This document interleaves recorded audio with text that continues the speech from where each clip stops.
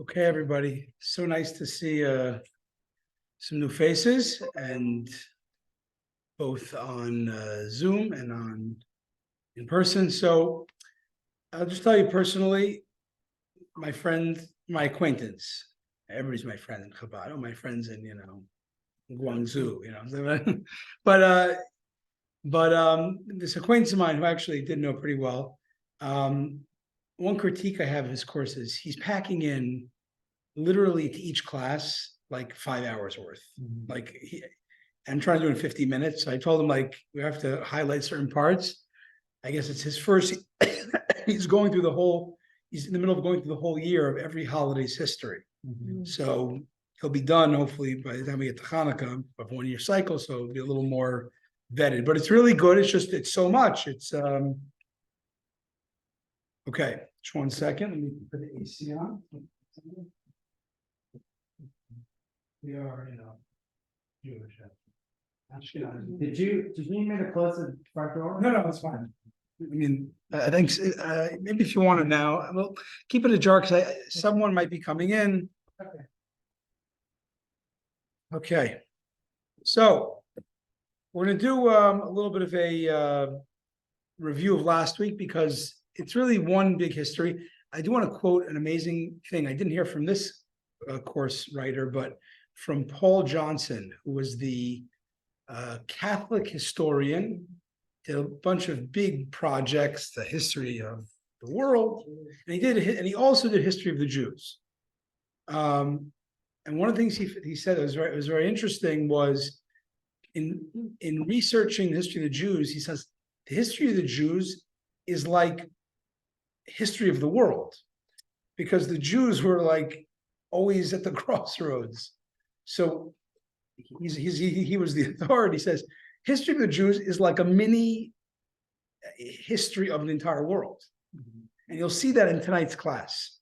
So we mentioned last week we're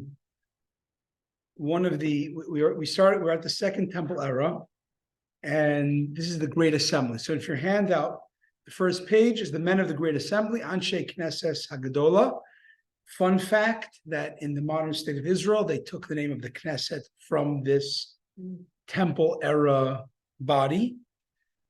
They also copied the fact that there was 120 members of this Second Temple Era Grand Assembly, they're great because their innovations, enactments really helped us to this very day, the 5th century before the Common Era. Okay, so we have to remember that this is the beginning of the Second Temple period. Hebrew has been replaced by Aramaic as the everyday language, meaning what was biblical Hebrew, which they spoke in the street in the first temple, once they were conquered by Babylon and they were in the exile, even when they came back, most Jews, the popular language was Aramaic, which is kind of like, it's sort of like Yiddish in a way. It's like Hebrew, but not really. It has some similar words. There's like many words letters are interchangeable, but it's a different language. So their solution for prayer, we spoke last week how before they were around, you prayed, you spoke biblical Hebrew, you were fluent in the scriptures of Tanakh. So you wanted to pray, you just prayed. Like you knew the right, verse to quote, and you had the spontaneity of the heart. That was the first Temple Era. But as they get into Babylon as they get into Babylon, they don't speak that. So they make a standardized formula for prayers. And we spoke last week in the handout. I have extra one if you want. If you weren't here, it basically goes through the structure of the prayers and the blessings that we do, which they were the ones that instituted it. Chief among these innovations, we call the Amida, aka the Shmona Esrei, aka the 18 blessings, which is the focal point of the prayers. He's very funny. He says it's really 19 blessings because they added one. We called the 18 to make it less confusing, or maybe more confusing, whatever. He has a pretty good sense of humor. I thought he has a very cute anecdotes. So They also instituted Kiddush and Havdalah. Interesting to note that. And once they made the basic structure, Shema, Amida, Torah readings, I believe, was instituted by Moshe already. Subsequent generations, and he says here that it's not so clear which subsequent generations added certain blessings in the Talmudic era, or even before the Talmudic era, that added certain blessings, like the blessings of the Shema. I thought they made all the blessings, but he says maybe certain blessings were later on, not too much later. Okay, so that is pretty much a review of last week. So now let's talk about Talmudic times. So the Persian Empire stretched from India, that was in last week's handout, which here, couple, we had a map. Just to show you, pass it around. I only have one copy. The Persian era, that is the Persian Empire, which stretched, you can pass it around, stretched from India to Nubia, which is today's Ethiopia. And it was an empire, but from point of administration, they divide into, you have to correct my pronunciation, satrapies, like satraps, like provincial governor areas, satraps. And those satraps were divided into provinces. The area around Jerusalem was the province of Yehud Medinata, part of the satrapy of Eber Nari or Eber Nahara, which means across the river. Now it's, Abraham was called Avraham HaIvri, Abraham the Ivri, because when he came from the other side, he coming to what is Iraq, I think he came from the east towards the west, so he's coming over that side. But they were the part of Jerusalem to the west is the other side. So either way, that was the name of the province. And I have actually a couple more. I don't want to get confused. I do a few more of the maps, so I might as well take use of it.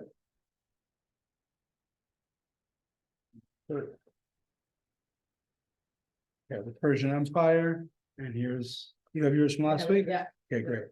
So let's take a look at that. So we got here from, what do we say from India to Ethiopia. India to Ethiopia, where's India? So there's a show.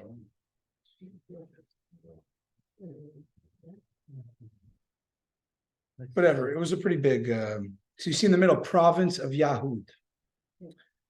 Anyways, moving along. So now, of course, Judea was not independent, but they had a pretty hands-off management style. You paid the taxes, we'll let you do your own religion. The only people in the region who resisted the Persians were the Hellenic tribes in the city-states across what we call Greece, who were excellent inventing things like democracy, philosophy, but they were very bad at getting along with each other. They united briefly to fend off Persia, the Hellenic tribes, at famous battles like the one at Marathon. When they won, they had a 3 decades long civil war, which did them more damage than the Persians. They were exhausted by conflict, and their northern neighbor noticed. So who is their northern neighbor? Let's see. So till now, we spoke last week, the conquerors of Israel, of Zion, was Assyria, Babylonia, and Persia. That was the other maps there. Now the West enters the stage. Now it wasn't just a force of arms, it was a force of ideas. They had big ideas, right? Most influential was Socrates, who taught Plato. Plato taught Aristotle, and Aristotle taught Alexander, son of Macedon's King Philip. So Alexander becomes a very important figure. From his father, he inherits the will to conquer the world. From his teacher, he has desire to conquer the minds. So let's go to our second hand. I think it should have doesn't seem to have in the map here. So I'll just talk about his. We don't have a map of it, but let's talk about his empire. First, his father had a delusional idea of uniting the Greeks and marching across Persia. So the Macedonian Philip saw Greek was all tired. He's I'm gonna conquer them all, absorb them, and then I'm gonna conquer Persia also. He died in the middle of the campaign. 20-year-old Alexander picks up where he leaves off in 334 before the Common Era, after pacifying Thrace. Okay, Alexander leads the Greek phalanxes. Did I say that word right? Phalanxes, okay. I say in the morning in my class, it's ESL. It doubles as a Chumash and it doubles an ESL class. Into Asia with lightning speed, and he creates his own empire, which is amazing. He unites such a huge part of Asia Minor. He conquers Asia Minor, which is Turkey. A year later, so he has Greece, Persia, Turkey. He conquers a year later Tyre, which is Lebanon, and then he conquers the real gem, which is the very wealthy Egypt. Next comes the first encounter of Athens. They set their eyes from Egypt to Judea. Now, very interesting story. So at that time, there was a local nation called the Samaritans, who were very hostile to the Jews. They tried to stop the Second Temple. They become these like local rivals of the Jews. So they tell Alexander that there's this, they butter up to him, and they tell him there's this other people, they have this temple, and they're very independent, and they're a big threat to your government. You got to conquer them. So he goes out to meet them, and the Jews, led by the Kohen Gadol, the high priest, known as Shimon HaTzadik, known as Simon the Just, the pious, and his 40-year leadership before that was called like a golden era. It was really great. The Jews were at peace, and they had the temple, and they really were doing well. It was such a spiritually rich time that they would bless the people with the secret name of God that we don't no longer use, the Tetragrammaton. I think I said that right. And every time he would go in, every time he'd go into the temple, the red thread of Yom Kippur would turn white as a sign of the Jews are forgiven and they're pure and everything's good. I mean, he was every single year he was killing it. He was getting forgiveness, and the Jews were doing really good. So in the Gemara, in Tractate Yoma, which is the Tractate of Yom Kippur, which tells the laws and sprinkles in some of the medrash, some of the stories of them. It says that he donned the priestly vestments. He leaves the city. All the Jewish noblemen are following him with torches. And that night, they approach from one side, and Alexander and the Samaritans on the other side. And there's a big face-off. What's going to happen? It's Alexander, you can just mow them down the next day. At Antipatris, the sun shone and the two camps met. Alexander's on his horse. He sees Shimon, and he sees him. He gets off and he bows before him. And everybody's like, this is not expected. They say, why? The Samaritans, why are you bowing to? Like they're trying to rile him up. He says, this is the man who comes to me every night in a dream, telling me I'll have victory before a battle. And therefore, that's the story. And they had very good relationships. I mean, obviously they were in part of the Alexander's empire, but he left them alone. They had to pay their taxes and whatnot, but they were free to prosper with their own religion for the next 150 years. In 331, Alexander, now at the ripe old age of 25, he defeats the Persian Empire, King Darius III, at the Battle of, I can't pronounce this, Gaugamela, today's Iraq. And next year, he takes the Persian capital of Persepolis. Anyways, he never lost the battle. He never retreated. courageous, crazy. I'm sure there's a lot more on Alexander than what I can offer. By 327 before the Common Era, Afghanistan, Uzbekistan, Tajikistan were in Greek hands. In 326, he entered India. He would have kept going, but his men insisted on returning to Babylon with their riches and their new Persian wives. Back in Babylon, he dies, and his empire does not outlive him. Okay, section 2.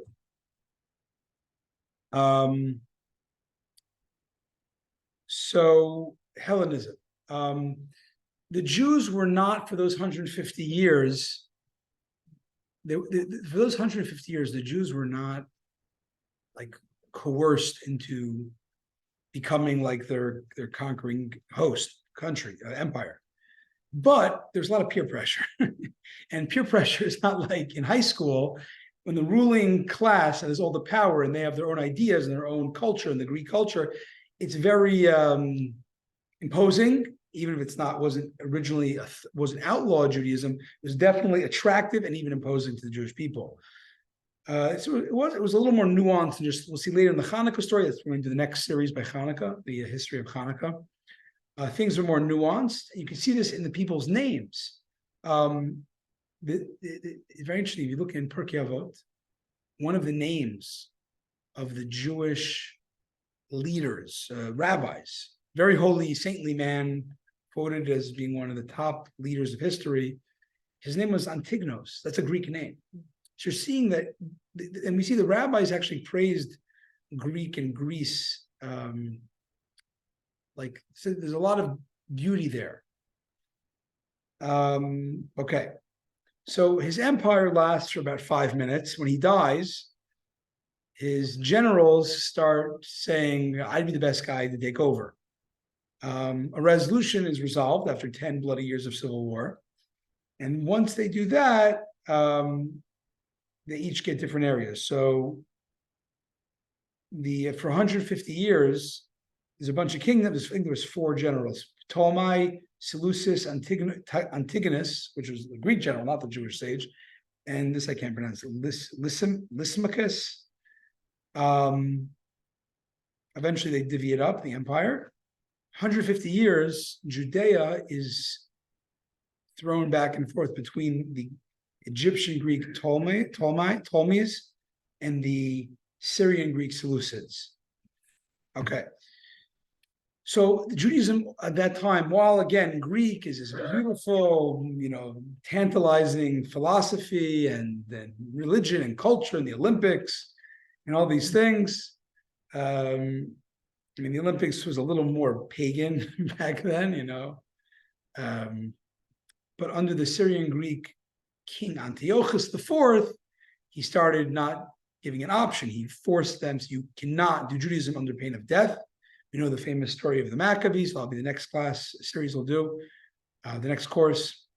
The last of the 5 brothers, the Maccabees all die in battle, at different battles, incidentally. The 5 brothers. The last of them doesn't die, Shimon.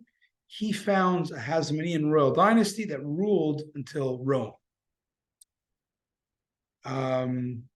Interesting, just as one of the things about Antiochus, he banned some of the big things: no circumcision, no Shabbat, no holidays and Shabbos, and no kosher, no public readings of the Torah. So the Jews spoke to their accountants or their spin doctors. Says, well, he said we can't read the Torah, which is the 5 books of Moses, but we can read the prophets because that's not the Torah. So they instituted in those few years when there was outlawed on pain of death. They didn't do the Torah reading, which goes back to Moses. They read a similar theme in the prophets, which are the later books, and that's known as the Haftorah. So, and that even once the decree went away, we still read the Haftorah. It's a vital part of the service. Okay, Rome. The Hellenistic kingdom squabble. They begin losing territory. The Parthians, which is a nomadic tribe, they seized most of Mesopotamia, including Babylonia, which was home to a huge Jewish community since the first exile. Bigger problems are in the West. A new power was rising, and it didn't win, but it didn't ever give up, and that's Rome. One boy on the Greek kingdom's fall. Eventually, Rome enters Judea first, like many times. Unfortunately, in the Hanukkah course, there was the Jews fought amongst themselves. So there was two brothers vying for the throne. One of them brought an which is very common. You bring a stronger outside neighboring ruling power to ally with you, and then beat your rival out, and the outside, referee originally acts as a referee, then they just take over. So that's what that indeed would happen to Judea. They invited Rome to help settle the score, but then they eventually just conquered it and ruled it. Now, this is all Judea. Babylonian communities at the time thrived. But still at that time, Zion was the center where God's word emerged, meaning that's where the Torah, the oral tradition, was really strongest. So I'm just going through a bunch of things. You see in the Talmud, there's rabbis from Israel and there's rabbis from Babylonia. There's like these centers of Torah in both areas. They're both very important. Eventually, a guy called Hillel, who was a penniless scholar from Babylonia, comes to Israel. He's like dirt poor, nobody knows who he is, but he's eventually realized how great he is, and he becomes the Nasi, the post of prince of the Sanhedrin, the Jewish Supreme Court of Jerusalem, and he founds a dynasty of rabbis for 400 years. Okay, there's another important figure known, the high priest Yishmael ben Elisha, who's a colleague of Rabbi Akiva. He had a bunch of mystical visions of eventually was absorbed into the Kabbalah, but this is pre-Kabbalah was written down, of the angels and divine spheres. And he actually was the author of a prayer we say every Shabbos and Yom Tov, and that is Haderes V'Muna L'chai Olamim. Haderes V'Muna L'chai Olamim. We do different tunes, but power and faith to he who lives eternal. And he goes to it's an acrostic of the alphabet. Let's take a look. One of the things this course maker told me is to refer to the Machzor. So take your red book and you can go just to see what we just said. This prayer is on page 89. It's also in the Siddur on Shabbos as well. The top right at the top of the page. 89. So Haderes V'Muna L'chai Olamim, power and trustworthiness to he who lives forever. Habina V'Bracha, understanding and blessing, he lives forever. And it's acrostic, goes different attributes to God according to the Aleph base. Anyways, that was authored by, I did not know this, so I learned this today, by Yishmael ben Elisha. Anyways, the problem is the Romans were so brutal, they provoked uprisings. So in 66 of the Common Era, the Jews revolted and they drove away the Roman legionnaires and established a Jewish government. Among the early leaders was Hillel's great-grandson, a guy called Rabbi Shimon ben Gamliel, who lost his life during the struggle. And at the end of this, it did not end. Not 4 years later, I think 70 of the Common Era, Rome came back and they destroyed everything, including the temple, thus beginning the diaspora we're into this very day. So that's 70 of the Common Era. Over the next 6 decades, 2 more wars, 2 more revolts of the Jews, one famous known as the Bar Kokhba revolt. That was the later one. The earlier one was not so well known, called the Kitos campaign, 115 to 117 of the Common Era. Both failed ultimately, and the Romans just destroyed Israel even more, and people were sent into exile over the globe. So we were now physically homeless, no temple. But as we know, Jews are called people of the book. We had a portable temple in the Torah, and also we'll see in the prayers, because the prayers become a replacement or sort of a portable temple where we take throughout wherever we go. Okay, Yavne. One of the stories we say in Chabad High Holiday Services, you might have heard it a bunch of times, is at the end of the siege of the Second Temple, when I think it was the Roman general Vespasian surrounded Jerusalem on the outside, and the inside there were Jewish zealots who were refusing to make peace. So Rabbi Yochanan ben Zakkai, who was the chief rabbi, had a nephew who was one of the Jewish zealots. Didn't want to make peace. Didn't let anybody go out. He convinced them to allow his body to be smuggled out in a coffin as if he's dead. And he goes out, he gets smuggled out, and he runs to the general Vespasian. And Rabbi Yochanan ben Zakkai bows down to Vespasian. He says, "Your Majesty." So Vespasian is not the emperor, he's the general. So when you pay tribute to a number two guy, that's treason. So he tells Rabbi Yochanan ben Zakkai, you are liable for death in a catch-22. I'm not the king. I'm not the king, and therefore you're doing treason. Therefore you deserve to die. But if for somehow you have some miraculous crystal ball and you know that I became the king, then where were you till now? Meaning you're insulting me that you haven't waited so long. And he of course said I couldn't come because they weren't letting me. And a few minutes later, a horseback rider comes all the way from Rome and says, yeah, the emperor indeed died and you're the king. The Senate appointed you as emperor. Anyways, Rabbi Yochanan Zakkai, so the Vespasian agrees to give him, ask him what you want. So what he should ask to spare Jerusalem, right? He doesn't ask for that. And he's criticized, maybe he thought he wouldn't get it if he asked too much. So he says, give me a small rural town called Yavne.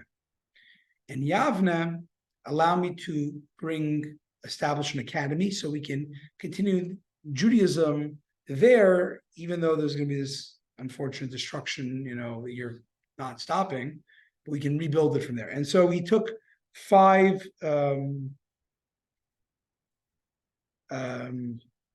forget Yavne who he took, but he had a group there, and there indeed they kept the Judaism going alive. Now, so now it's interesting. This is what you see the force of the sages. The men of the Great Assembly we opened with, which is, when do we say that is? That is 5th century before the Common Era. So 500 before the Common Era. That is the men of I think it's right at I'm trying to think, because that doesn't make sense. Either it's the end of the first temple or it's in between the two temples. I'm not exactly sure. It sounds like it's more in between the two temples and the beginning of the second temple. Whatever the case is, they made prayers. Now, this is while there's still going to be a second temple. Well, they already saw that nothing's forever. So they, 500 years earlier, before the destruction by Rome of the temple, which we would no longer have a temple. I mean, to be Jewish back in the day meant the Jerusalem temple. That's where you did the pilgrimages for Sukkot, for Pesach, for Shavuos. That's where they did the sacrifices. That was like most of Judaism. But they saw that was fallible. So they made these prayers, the Amidah, the blessings, which now, back then, in the times of the Second Temple, they did both. You had a temple, but you also had a shoals. And in Babylonia, where there was big communities away from Jerusalem, they had the shoals there. But now there's no temple. So now all the things they made has even more significance, because now it's not in addition to the temple, it is in place of the temple. So we have 3 times a day the Amidah. 3 times a day Amidah is to replace the morning sheep offering, the afternoon sheep offering. These are called the Karban Tamid, the constant sacrifice.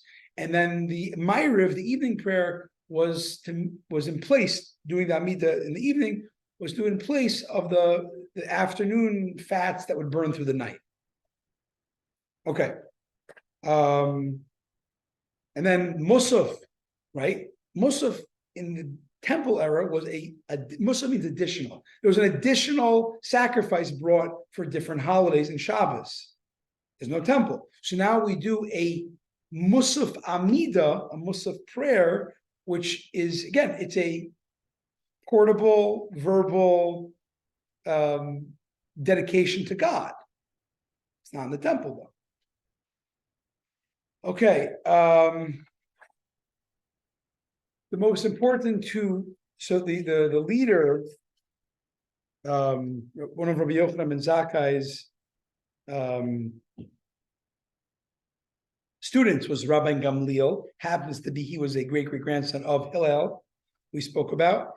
They make the Amidas and the Musaf and all that. So Rabbi Gamliel, he gave major lectures. We had two prize disciples. They were Rabbi Eliezer and Rabbi Joshua. They great friends, and they argued everything.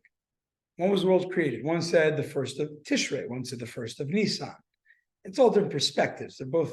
It depends which way you're looking at it. But there was another important rabbi in Pirkei Avot to mention all these people. One was Rabbi Elazar ben Arach. Elazar ben Arach. He's considered a incredible genius. But in addition to that, he was also a poet, or as you said last week, a paitan, a hymn maker. Among the students was another famous rabbi of this group that was in Yavne, who survived the destruction, was Rabbi Akiva. Rabbi Akiva is very, very important, and he authored, besides that he was a major top five Talmudists, Rabbi Akiva authored a very important prayer that we say over the holidays. So if you can please turn to page 152. In the Machzor,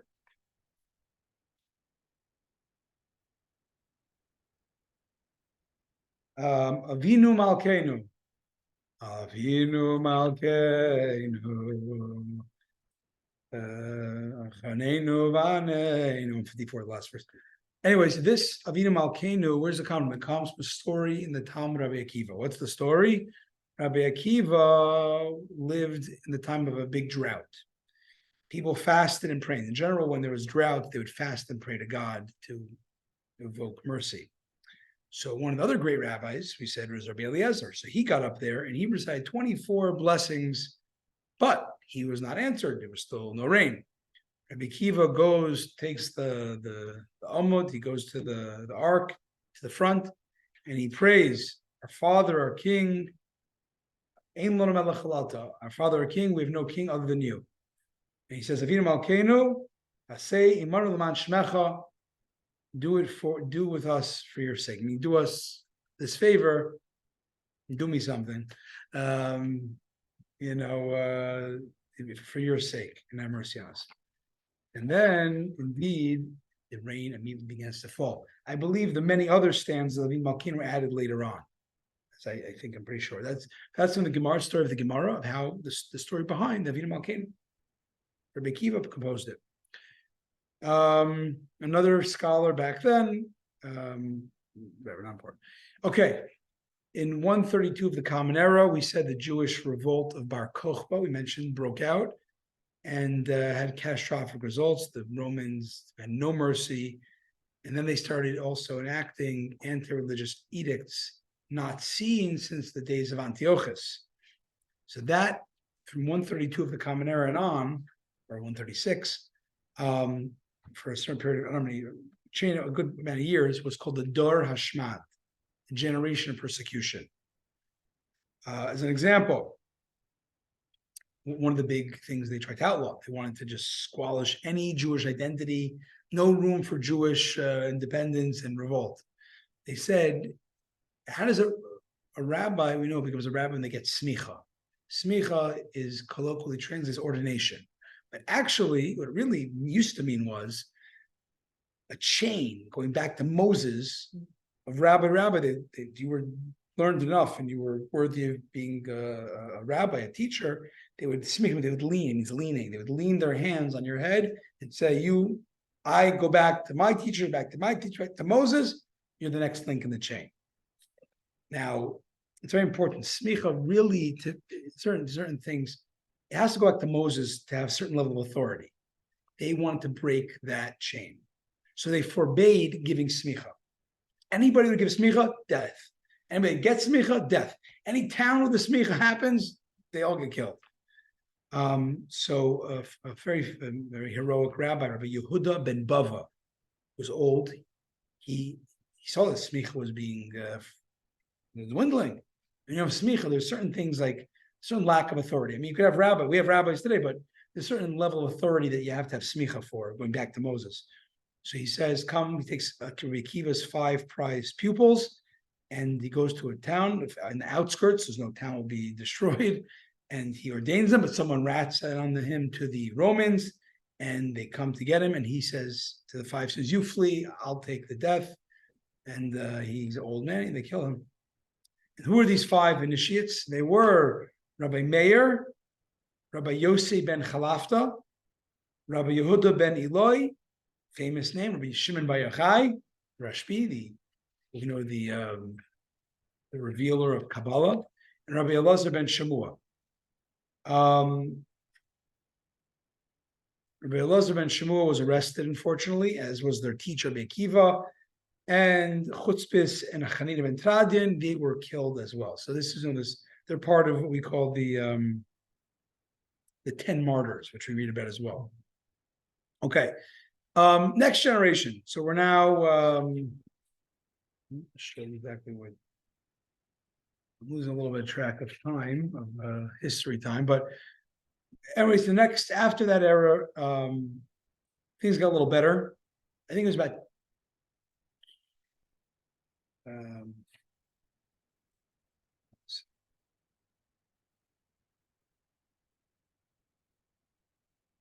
I'll say that. So the next, I think,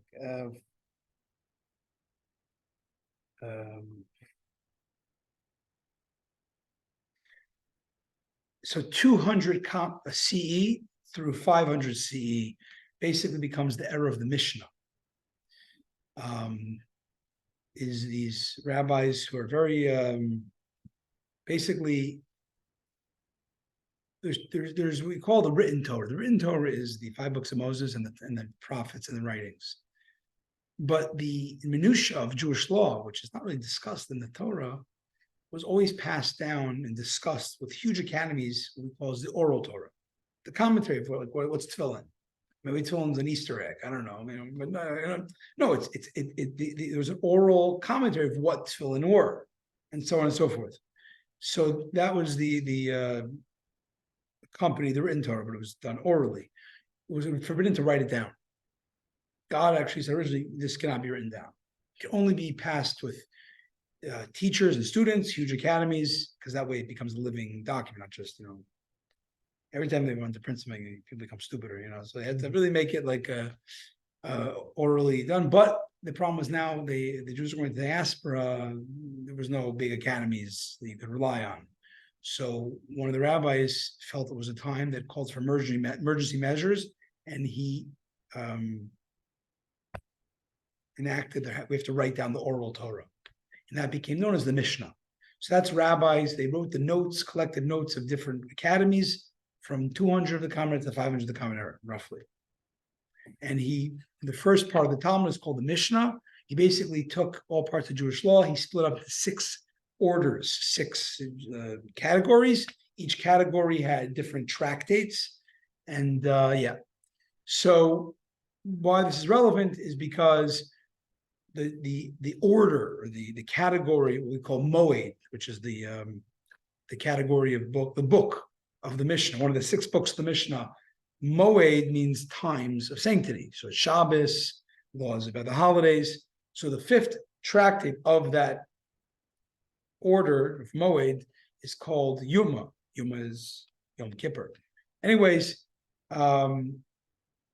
we find the famous law, for example, God forgives anybody in Yom Kippur as long as it's between you and God. But if you wrong another person, you got to settle up with him. God will not forgive you if you harmed somebody else. You have to make amends to that person.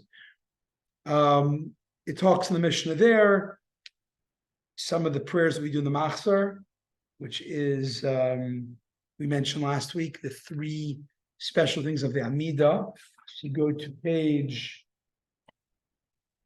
back a few pages. Actually, no, it's the Musaf.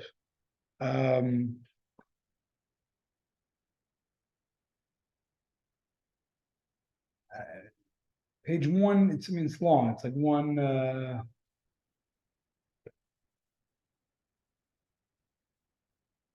Page 186 and on is three blessings we do in the Musaf of Rosh Hashanah, which is proclaiming God. Three special editions. Proclaiming 186, proclaiming God's sovereignty. Another after 186 begins the next bunch of pages, asking that He remember us, and the last one is about sounding the shofar. So, okay, then later on came the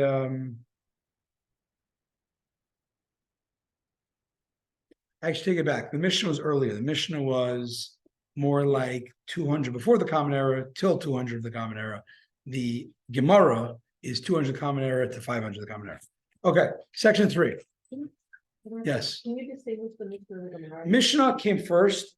It's earlier generations. They were smarter, they had more tradition, and they spoke more succinctly. Okay. So one Mishnah, it wasn't just they were smarter. To be a rabbi then, you had to memorize the whole thing. Right. There's no books. I mean, there's very little books, very little paper, parchments, scrolls. So you had to make a very concise, kind of like a Cliff's Notes of all the Jewish law. And in one little line, it'll trigger you to remember, all the details. Okay. Later on, people needed more clarification. So the Gemara, 200 to 500 of the Common Era, came after, was a discussion of 300 years of rabbis expounding and clarifying the Mishnah. And that's the Gemara. So Gemara plus Mishnah equals Talmud. Yeah. Yes, no problem. But Yeah. in the book of Kel, when you go there, there's part of The book of what? Kel. And What is that? well, but I'm talking about the parchment. There was somebody that was involved in writing the Hebrew scripture.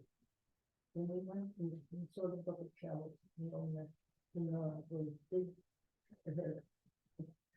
it's like they explained how they would write. You said there weren't any. No, I take it back. It wasn't easy to get to.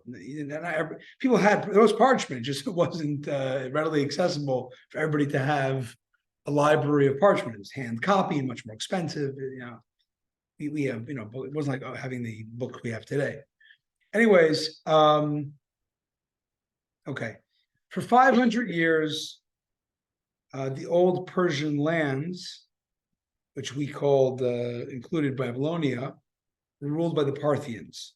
In the early 3rd century of the Common Era, a native Persian clan called the Sassanians defeated the Parthians and established a new dynasty. This was good for the Jews because they're a lot more tolerant. As a matter of fact, we have a picture here of their king, the statue, Shapur the Great. In a somewhat uncomfortable position, I guess they found it toppled over, and they reconstructed it into the bottom picture. This is the page I'm talking about here. Mm-hmm. So that's Shapur. So he actually was very tolerant of minority religions. He was very good friends with two famous Talmudic rabbis, Rav and Shmuel. And therefore, because this is Babylonia, and it's ruled by these relatively tolerant rulers, more Jews are migrating from the Holy Land to Babylonia. And therefore, the center of gravity is shifting from Israel, the yeshiva academies of Israel, to Babylonia. Okay.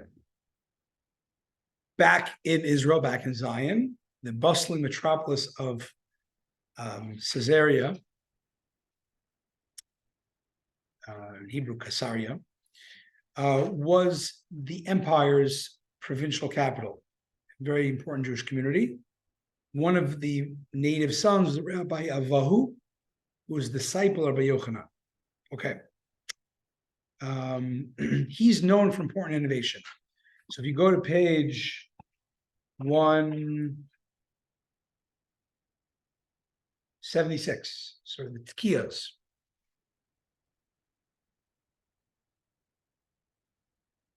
So here's the background. The bottom of 176, you see a bunch of tekiya, shivarim, true tekiya. What's the story here? So the Torah says this is a Yom Teruah. Rosh Hashanah is also known as a Yom Teruah, a day of making sounds. Okay, what's a Teruah? So tradition had it, going back to Moses, it meant 3 Teruot, 3 Teruah sounds. Okay, which are sandwiched between 2 long blasts, a tekiya, a Teruah sound, 3 Teruahs, and then another tekiya. But due to all the exile and diaspora, there was forgotten. We know a Teruah means a wailing sound. It's a wailing sound. But here's the problem. And so, of course, only Jews could have this question. Like, what type of wailing? Is it like a groan? Like your dev, or is it like a weep? Right? So it was a real debate, and they forgot. So therefore, he made an innovation to cover all grounds. Or maybe it's both. Maybe the wailing sound is both a groan and a weep. So is it 1, 2, or 3? So he said we got to do all. We have to have 3 sets of Teruah. So we got to do again, and the tekiya is just the beginning and end. It's kind of the formal beginning and end. But the middle is the Teruah. So we do we call shivarim Teruah, which in our slang means a groan, the 3 groans, the 3 middle blasts, and the 9 staccato blasts. We do 3 of those sets. Then we got to do maybe it's not both, maybe it's just the groan. So we do 3 shivarims, which are the middle, the 3 groans, the do times 3. And then we do the 3 sets of a tekiya, a Teruah, of a weeping, of just staccato 9 weeps. And Joe, it doesn't say it here, but this fits very well with the mystical tradition of what the shofar represents. The shofar is there was a video going around. Did you see this guy doing with a symphony, a shofar? No. I've seen some other people. Yeah. I mean, I don't know much. It didn't sound that great to me. You got a whole symphony and they're doing it. It didn't sound that much different than the shul, whatever. Anyways, my point is the shofar is a very primal instrument. It's a very primitive instrument. It's a simple ram's horn. And because it reflects the primal cry of the soul. So it fits very well that halacha says you have to do, we have a tradition of a legal definition of the shofar blast is, the groans or the weeps. But it fits very well with the thematic, Kabbalistic idea is that this is a primal scream of the soul.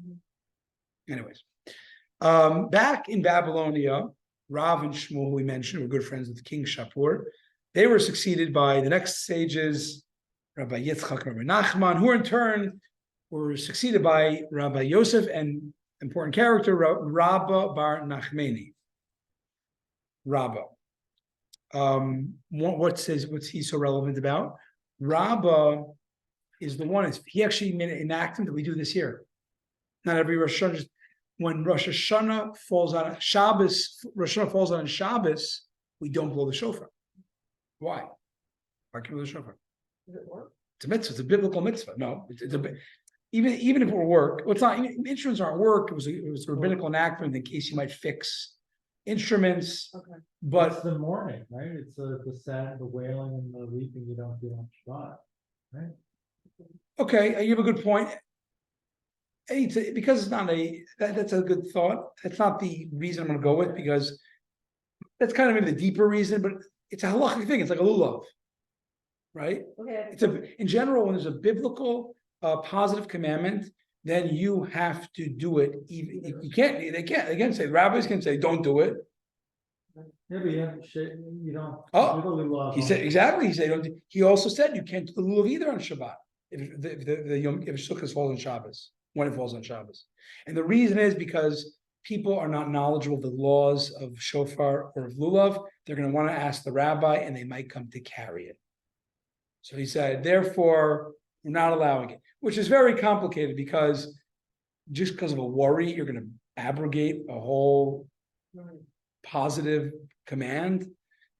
It's talked a ton. This is a huge discussion, but he was the rabbi who made it, whatever. That was the basic reason. Before we move on from Talmudic times, go to page 154. Can I ask one more Yeah, question? sure. Avinu Malkeinu also you don't do on Shabbat. Right, because What does that because mean? that's it's sad. It's a very it's like a Supplication. it's a supplement. Yeah, it's not sufficient. It's more of a, yeah, right, exactly. 150. 154 Kaddish. Kaddish is very important. Where did Kaddish come from? So Kaddish is an Aramaic prayer. It's not Hebrew. Its central passage, Yehei Shmei Rabba Mevorach Liolam Omer Ma'is Borech, was originally recited at the conclusion, not by mourning for a parent. It was done at the end of a public Talmudic lecture. They would say, Yehesh, let the name of God be praised. May the great name be blessed forever and ever.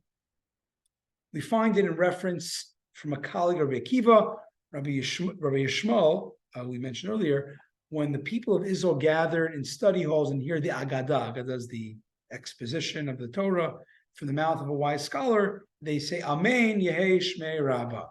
At that moment, God is rejoicing and brings a lot of blessing to the world. Okay. Eventually, it was incorporated to be done when we want to pay tribute to God's mysterious ways by mourning and so on. But it's also added as like a sort of chapter, like a break between each section. Right. So that's Davar Kedusha. Like there's a version of the. I think that it's the end.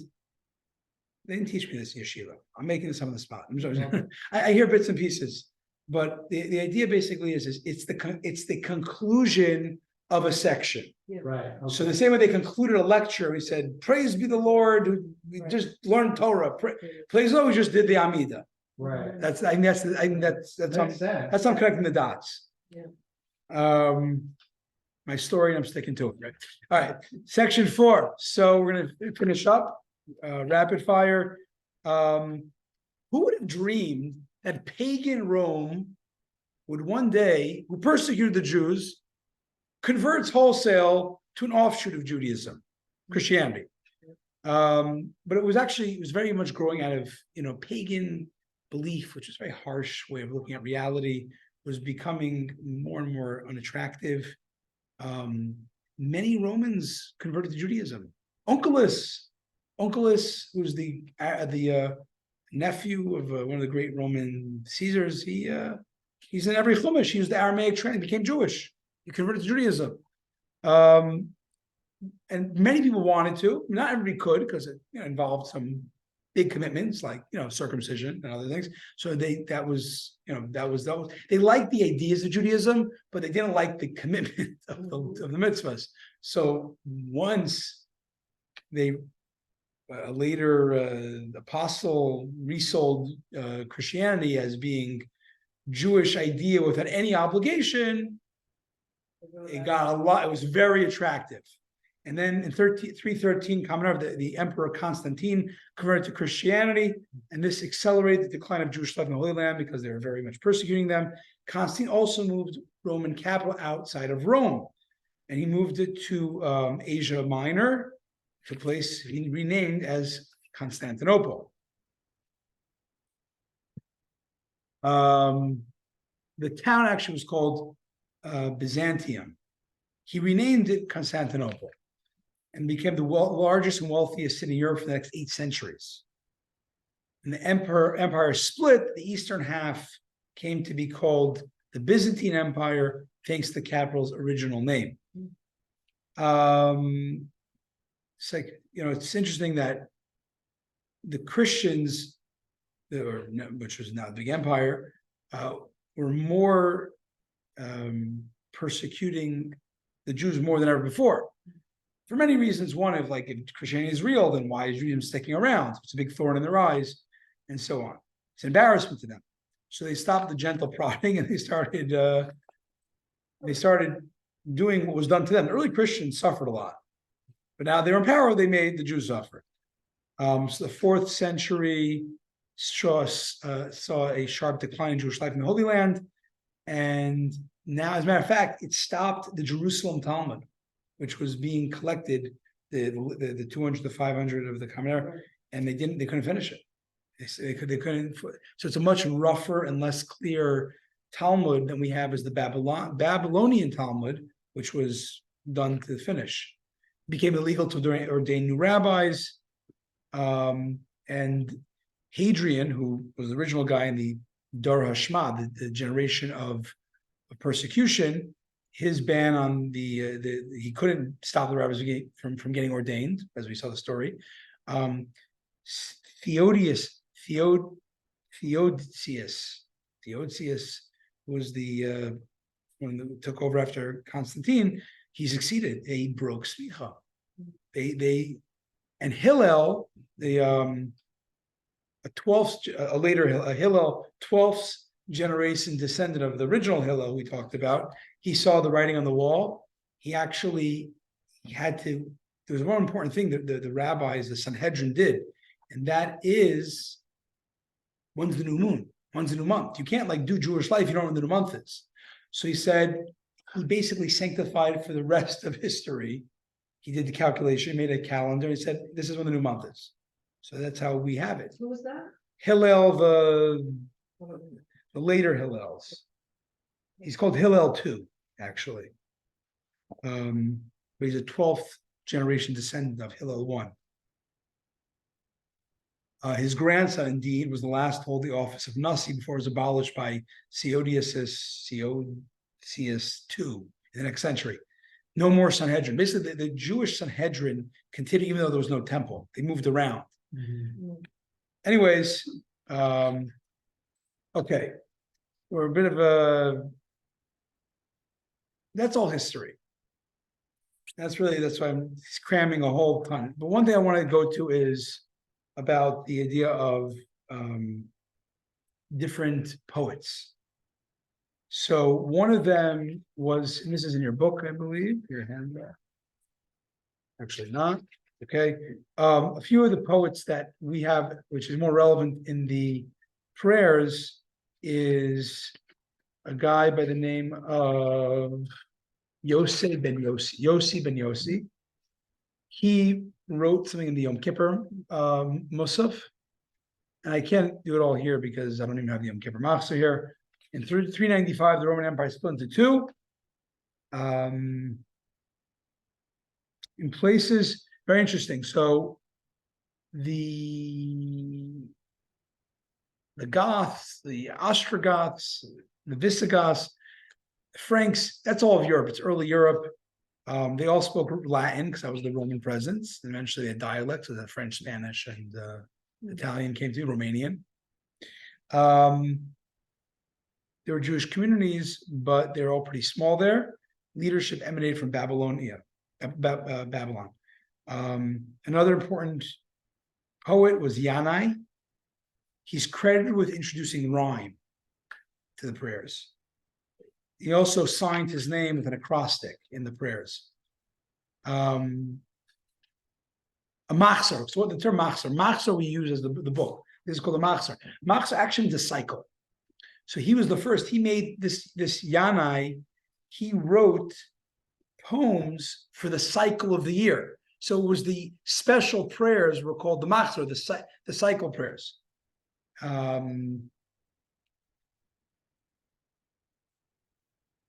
Okay, acrostics became very popular. We know in Tehillim, the Psalm 119 is an acrostic. It's the longest psalm. Ashrei, it's an acrostic. It's from Tehillim, from Psalms. It's an acrostic. And the reason it became so popular is because it's easy to memorize. And it also adds impact to say this theme of this prayer, it's in every letter testifies to it. So it's very powerful. Okay. I'm trying to sum up. He wants to mention one important guy, which is well, I'm skipping a bunch here. A guy called Elazar Hakalir. Very, very important. It's, for example, if you look in the Shachris, the piyyutim, the hymns, which is the additional acrostics of these different type of poems, he has 8 in the first day of Rosh Hashanah. Most of us, so 15, there's 15 total, 13 are from him. This guy, Elazar Hakalir, and his identity is a little bit of mystery. We're not sure who he is. There's different opinions. Yom Kippur's, he's like 80% of the high holiday prayers is from this guy, Elazar Hakalir. And it wasn't just his style, there's also, and this is, we don't have time to do this, maybe we'll do it next week, is the structure of the krova. So I'm going to end off with this. When you look at the machzor, and I, as a child, to this day, it's overwhelming to anybody. It's, what's this prayer? I just about figured out the Shabbos prayers. Rosh Hashanah Yom Kippur, it's a bunch of like, it's a ton of hymns, a ton of things, unfamiliar. Why are they there? Just throwing stuff at the wall, throwing spaghetti at the wall and seeing what sticks. So Elazar Hakalir, this is the last part of your handout, and next week I'll get to it, is the structure of a karova. And I did not know this till this author of this course did the research. And he explains a lot of the extras that we see in the Rosh Hashanah and Yom Kippur davening. There is a rhyme to, and there's a method to the madness.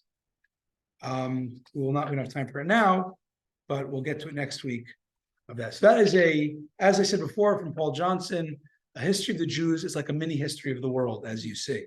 So So we're gonna talk about we'll talk about the structure of the Kurova. So we didn't get to the end of it, but we'll do it next week as well. Okay. And I know we'll do next week's material. We got to finish in 4 weeks, so we'll do our best. And next week is actually going to be a lot of in the book. Explain the actual prayers. This is really the history part. Next, we'll do analyzing the actual prayers. And the week before Yom Kippur, we'll analyze Yom Kippur Machzor. Oh, great. Okay. Have a wonderful day, everybody. Be well.